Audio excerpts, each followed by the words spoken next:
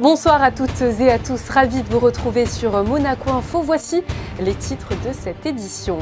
Dans un contexte épidémique très compliqué, nous accueillerons dans ce journal le médecin généraliste Thomas Kilian. Il fera notamment le point sur la situation à Monaco face à la grippe, à la bronchiolite ou encore à la Covid-19. Nous vous emmènerons ensuite en direction de Belgrade pour découvrir le résumé de la rencontre entre la Roca Team et les Serbes. C'était hier soir pour le compte de la 17e journée d'Euroleague. Jamy Gourmaud, le célèbre journaliste et présentateur de C'est pas sorcier, sera notre deuxième invité. L'occasion de découvrir son ouvrage 365 jours avec Jamy, destiné à se cultiver tous les jours de l'année. Et puis ne ratez pas la rencontre avec les bénévoles de l'association Soupe de Nuit Monaco, un reportage émouvant en immersion totale au cœur de leurs actions. Pour finir, je vous emmènerai au Théâtre des Muses pour découvrir la comédie incontournable de la saison. Elle s'appelle Un cadeau particulier. En ce début d'année, donc, les services hospitaliers, les cabinets des médecins généralistes doivent faire face à d'importantes vagues épidémiques. Certaines seraient d'ailleurs plus virulentes que d'habitude. Pour faire le point sur la situation en principauté, nous recevons le docteur Kilian, l'un des médecins généralistes de Monaco. Bonsoir à vous. Bonsoir Julia. Alors c'est vrai, le système de santé est sous tension depuis plusieurs semaines en raison d'une triple, voire d'une quadruple épidémie de Covid, de bronchiolite, de grippe et même de gastro qui pèsent sur les médecins généralistes et sur les services d'urgence. Concrètement, où en sommes-nous, docteur Kilian, aujourd'hui ? Tout a commencé avec le VRS, ce virus respiratoire syncytial responsable des fameuses bronchiolites chez les enfants, mais malheureusement très contagieux également chez l'adulte. En parallèle, la Covid a repris à la même période, donc on était quelques semaines avant Noël. Heureusement, ces deux virus commencent un petit peu à se calmer, donc on a une décroissance du nombre de cas de VRS et de Covid, mais malheureusement avec une nette ascension de la grippe. La grippe, là, depuis maintenant quelques semaines, est apparue en principauté, mais avec vraiment une aggravation du nombre de cas là, tout récemment, depuis une dizaine de jours. Quelques gastro-entérites également. Voilà, pour l'instant, ça reste encore sporadique, mais les chiffres, en tout cas en région PACA, sont plutôt nettement à la hausse. Et c'est vrai qu'au cabinet, moi, j'en observe de plus en plus depuis quelques jours. Et comment se prémunir au mieux de ces différentes maladies qui, vous l'avez dit, sont généralement très contagieuses ? On en revient toujours et encore aux gestes barrières. Bien évidemment, ce sont des maladies qui sont à contamination et à risque de transmission directe, donc manuportées, mais principalement par les gouttelettes de salive. Donc encore une fois, la distanciation, le port du masque dans les transports en commun, dans certains lieux publics fortement fréquentés, bien évidemment dans les structures sanitaires, les cabinets médicaux, les salles d'attente, les pharmacies, restent bien évidemment la base. Quels sont les différents symptômes? Parce que soyons clairs, une grippe, la Covid-19, ça se ressemble quand même pas mal en termes de symptômes. Alors vous avez entièrement raison, il est très difficile, voire quasiment impossible de faire un diagnostic précis de l'origine virale, puisque les symptômes vont être très souvent de la toux, des maux de gorge, des courbatures, des frissons. Dans le cas de la grippe, quasiment systématiquement de la fièvre. On a des Covid sans fièvre. Dans les VRS, on a souvent de la température, mais qui peut être moins importante que dans la grippe. Mais une symptomatologie ORL, bronchique, donc écoulement nasal, toux, sont les plus classiques. Il faut le dire, parfois en cas de grippe ou de gastro ou de Covid-19, il n'y a pas grand-chose à faire, entre guillemets.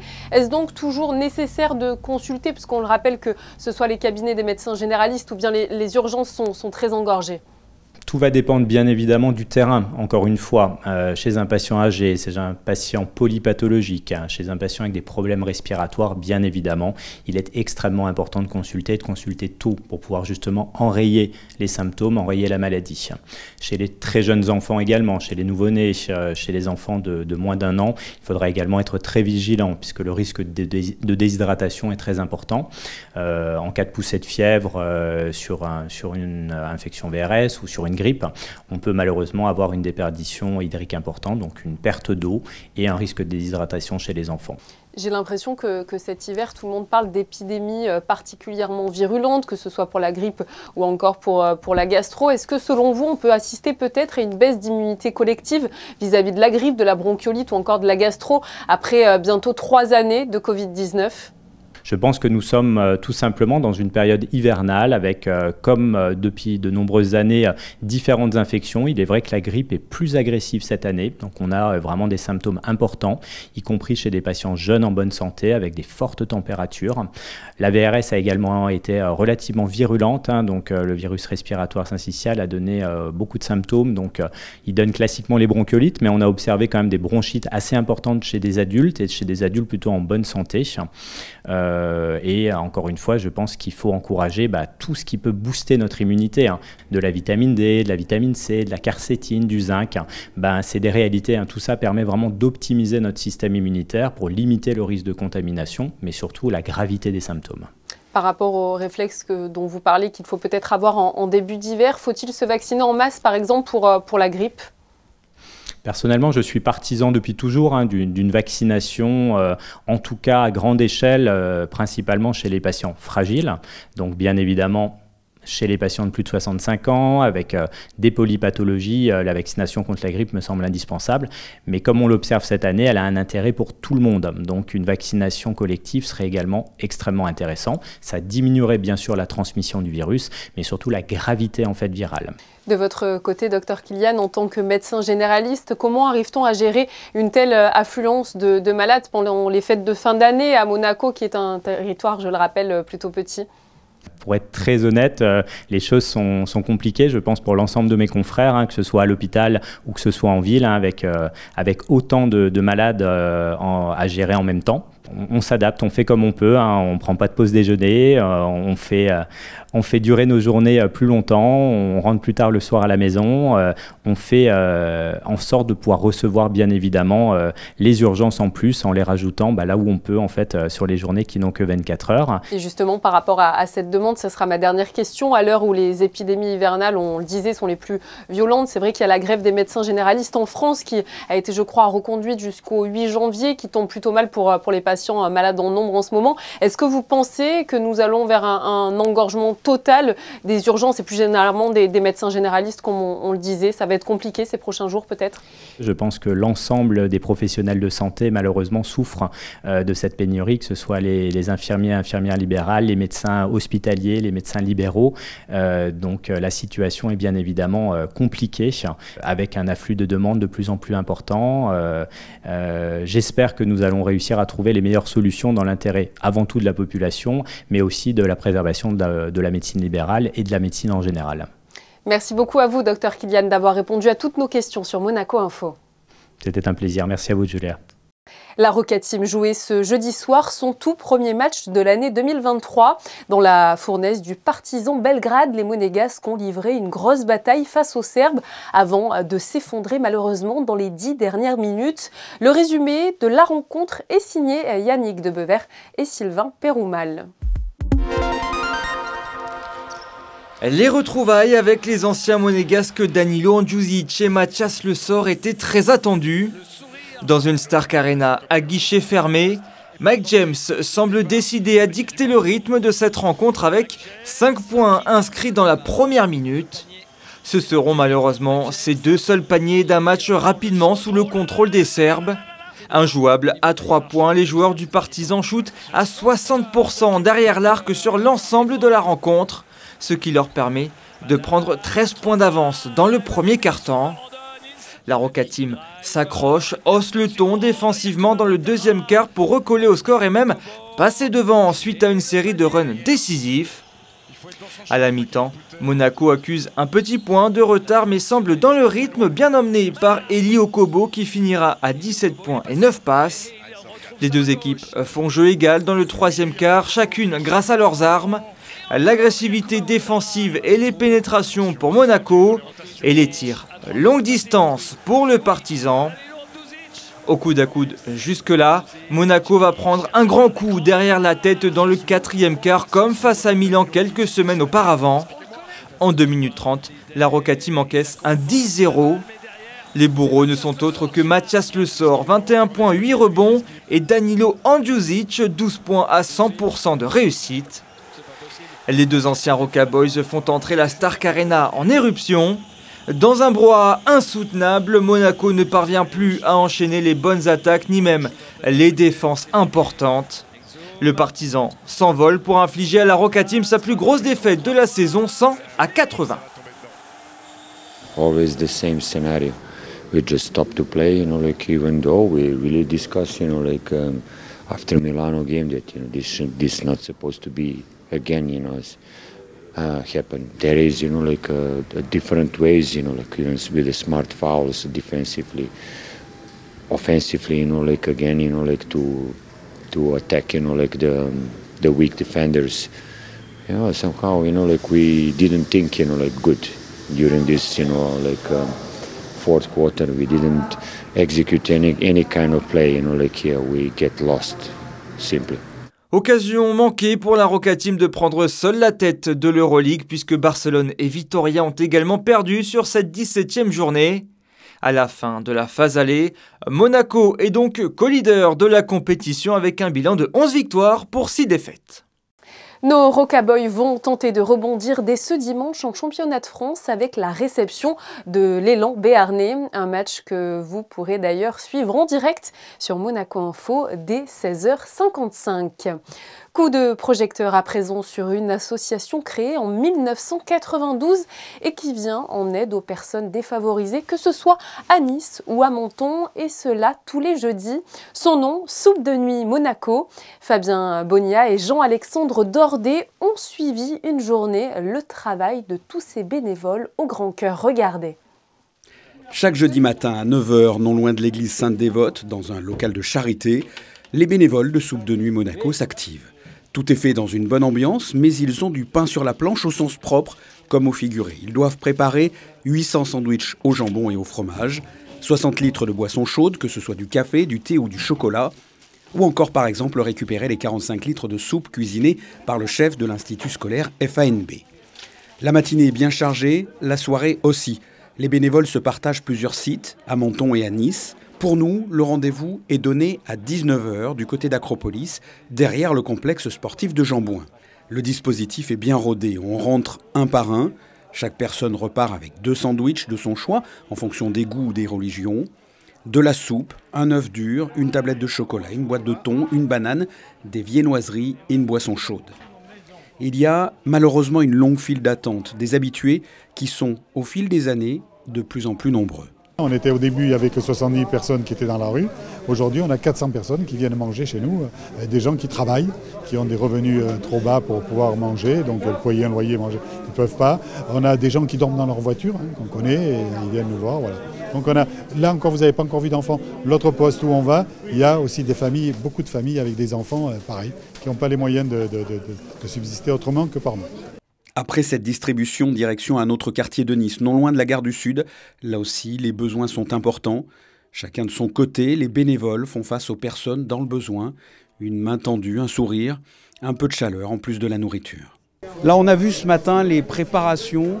Là, maintenant, c'est du concret. On les distribue. Qu'est-ce que ça vous fait ? C'est toujours un grand moment. Comme vous voyez, on discute avec eux, on leur raconte, on blague. Donc, pour eux, c'est aussi important presque que de manger. Je dis presque parce que quand même manger c'est essentiel. Qu'est-ce que ça vous fait là quand vous êtes là avec les personnes qui viennent vous voir ? Je les considère comme des amis. Et à force on les connaît et on échange pas grand-chose, mais 2 mots, un sourire, c'est important. Moi j'ai rejoint l'association il y a seulement 18 mois et ce que je vois c'est que c'est des personnes très différentes.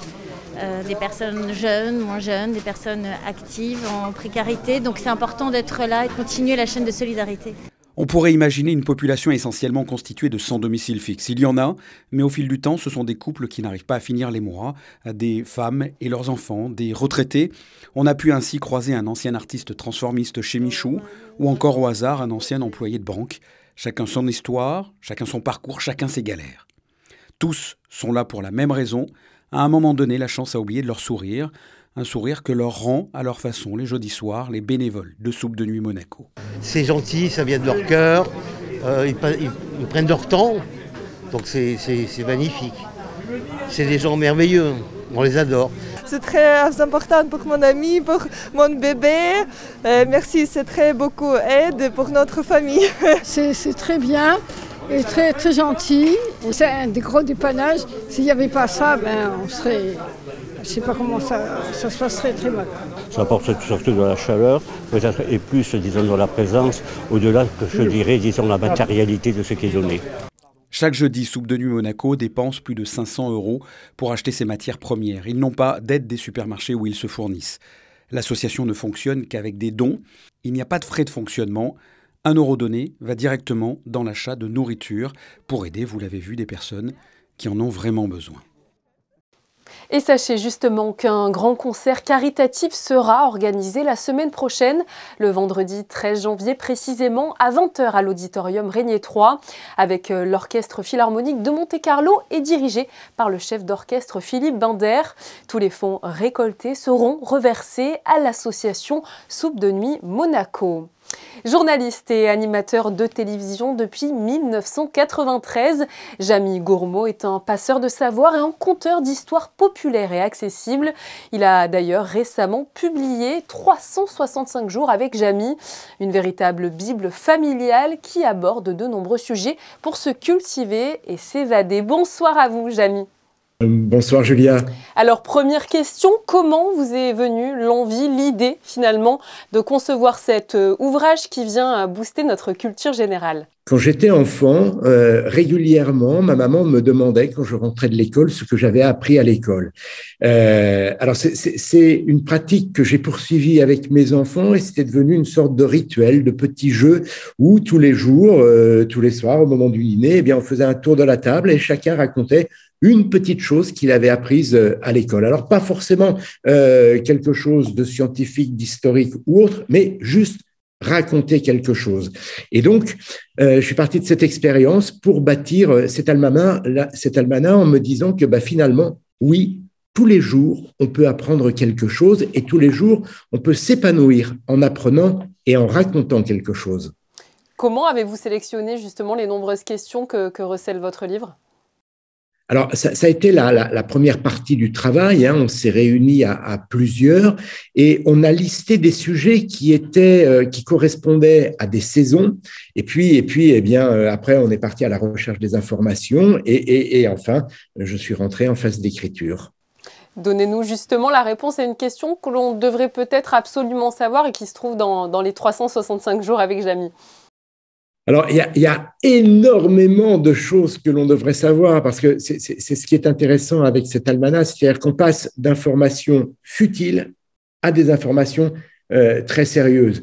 Je vais par exemple expliquer comment se déplace une coquille Saint-Jacques. C'est vrai qu'on peut se poser la question quand on voit cette image sur l'image, mais comment fait-il ? Et en fait, il va jouer avec sa coquille en l'ouvrant et en la refermant, en expulsant de l'eau. Et au moment où il expulse de l'eau, eh bien, il y a un phénomène physique qui s'appelle l'action-réaction. La coquille Saint-Jacques expulse de l'eau d'un côté et elle avance de l'autre. Alors, on peut se dire, oui, c'est rigolo, mais mine de rien, c'est exactement le même principe qui fait décoller une fusée. Donc, vous voyez, à partir d'une question un petit peu saugrenue, eh bien, on aborde un sujet qui est très important. Et si on parle plus précisément des jeunes et de cette nouvelle génération qui sont, entre guillemets, c'est vrai, de moins en moins intéressés, pour ne pas dire cultivés, mais voilà, on parle d'intérêt qui diminue. Est-ce que cela vous inquiète, vous, finalement, qui avez un petit peu essayé d'inculquer votre savoir tout au long de votre carrière ? Alors, je ne sais pas si les jeunes sont moins cultivés que leurs parents ou leurs grands-parents. Je ne serais pas formel en disant que la culture générale diminue. C'est vrai que il y a une baisse du niveau général, on le voit dans les différentes enquêtes PISA, on sait très bien, enfin je lisais encore récemment un article où le niveau des élèves qui entrent en 6e par exemple, est de plus en plus bas, il y a 30% des élèves qui n'ont pas le niveau en maths et en français, donc c'est vrai que ce niveau baisse à ce niveau-là. Pour autant, les élèves sont-ils moins cultivés que leurs parents? Je ne le sais pas, je n'ai pas les éléments pour vous répondre. Je pense personnellement que, vous savez, on parle beaucoup d'environnement et d'écologie et le prince est très, très sensible à ces questions-là. Je pense que si on en est arrivé là où nous sommes aujourd'hui, c'est parce qu'à un moment donné, nous avons manqué de culture générale pour saisir l'alerte des scientifiques. Et nous avons manqué de culture scientifique notamment. Vous êtes, il faut le dire, une figure télévisuelle depuis 30 ans, mais désormais on vous voit beaucoup sur YouTube, sur les réseaux sociaux qui émergent de plus en plus. Un nouveau virage dans votre carrière ou c'est tout simplement que, comme tout le monde, on se met un petit peu à la page ? C'est un nouveau support qui était disponible et dans la mesure où il y a un nouveau support qui est disponible, il faut y aller. Il ne faut pas se contenter de dire « Ah, les réseaux, c'est pas sérieux, c'est pas intéressant, c'est futile, c'est que du divertissement. » Non, il faut y aller pour y mettre du contenu.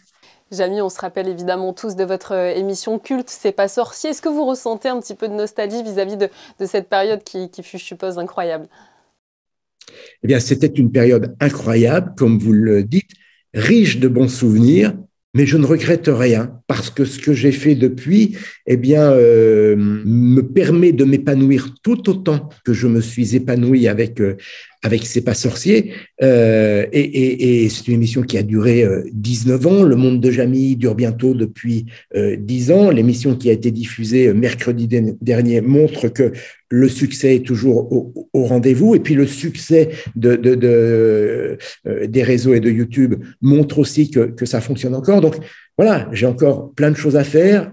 L'Almanach fonctionne très bien aussi. Voilà, non, je ne regrette rien. J'aime les nouvelles aventures, les nouvelles expériences. Donc voilà, c'était merveilleux. Mais ce qui s'est passé ensuite et ce qui va se passer sera tout aussi merveilleux. Merci beaucoup à vous, Jamy, pour votre présence sur les antennes de Monaco Info. Eh bien, merci beaucoup de m'avoir reçu. Voilà, merci beaucoup. Direction le Théâtre des Muses à présent, où se joue probablement la comédie la plus drôle de la saison. Entre émotion et fou rire, le public découvrira une pièce écrite avec humour grinçant et surtout complètement décalé. Entre déconvenues et révélations explosives, la soirée s'annonce d'ores et déjà hilarante. Vanessa Dessy a assisté aux dernières répétitions, c'était ce jeudi soir. Un reportage sur des images de Jean-Alexandre Dordet. Et quand bien même tu n'offres pas ce machin à n'importe qui, ce n'est pas anodin comme cadeau. Un inimaginable cadeau qui déclenche un véritable cataclysme au sein d'une fête d'anniversaire. Tel est le scénario de cette comédie au dialogue si juste.